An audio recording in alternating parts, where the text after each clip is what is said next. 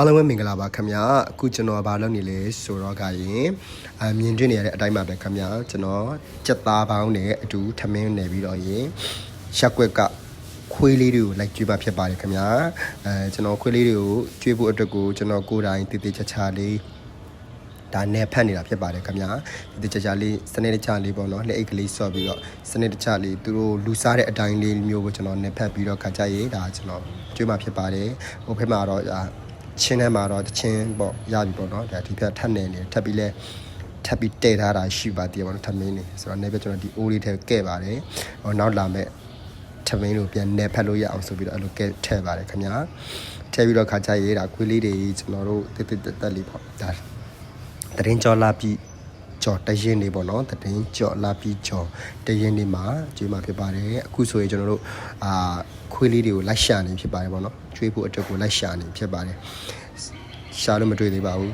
ဆရာတပည့်3ယောက်ရှာလို့မတွေ့ပဲねကျွန်တော်တို့ရှောက်ရှာနေတာဖြစ်ပါတယ်အားတွေ့ပြီဆိုတာねကျွန်တော်တို့စတင်ပြီးခေါ်ကျွေးပါတယ်ဒါနာကံကောင်းမှုကြောင့်အတိတ်ကောင်းမှုကြောင့်လူဖြစ်လာပြန်တော့လေတတိဘဝကိုရောက်ရွှေလင်းမန်းနဲ့အချင်းစီမင်းသွေးပမာရွှေရောင်တောင်းပညာသင်လဲမပူရမျက်နှာပန်းလာသူတရား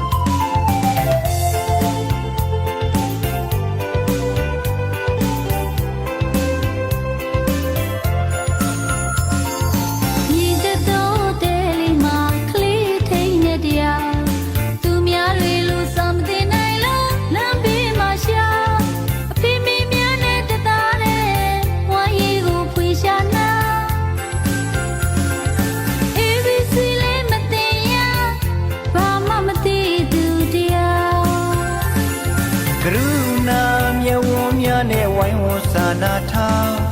မေတ္တာသရတရားထားကြလို့ကြွေးပင်ပေါပရာဟိတခေါ်ပန်းညံလေးမှာလမ်းတော်မူသောပန်းတွေပေါ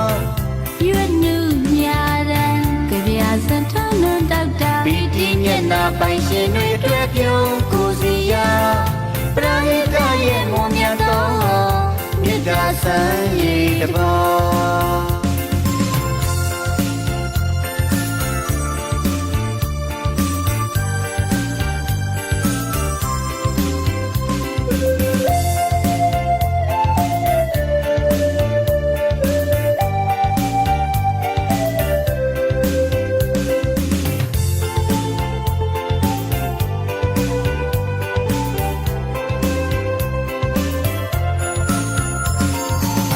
နာကံကောင်းမှုကြောင့်အတိတ်ကောင်းမှုကြောင့်လူဖြစ်လာပြန်တော့လေတတိဘဝကိုရောက်ရွှေလင်းမန်းနဲ့အချင်းစီမင်းသွေးပမာရွှေရောင်တောင်းပညာသင်လဲမပူရမျက်နှာပန်းလာသူတရား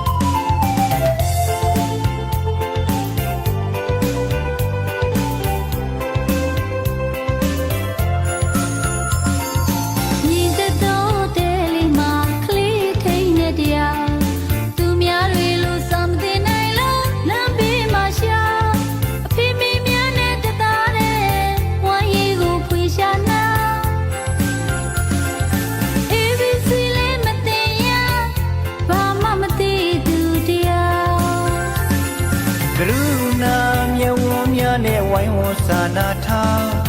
မေတ္တာသရတရားထားကြလို့ကြွေးပင်ပေါပရာဟိတခေါ်ပန်းညံလေးမှာလမ်းတော်မူသောပန်းတွေပေါရွတ်နုများတဲ့ကြပြစံထနုတောက်တာပီတိမျက်နာပိုင်ရှင်တွေအတွက်ပြုံးကိုစီယာပရာဟိတရဲ့မွန်မြတ်သောမေတ္တာစံရည်တဘောကရုဏာမြတ်ဝန်းများနဲ့ဝိုင်းဝန်းစာနာထား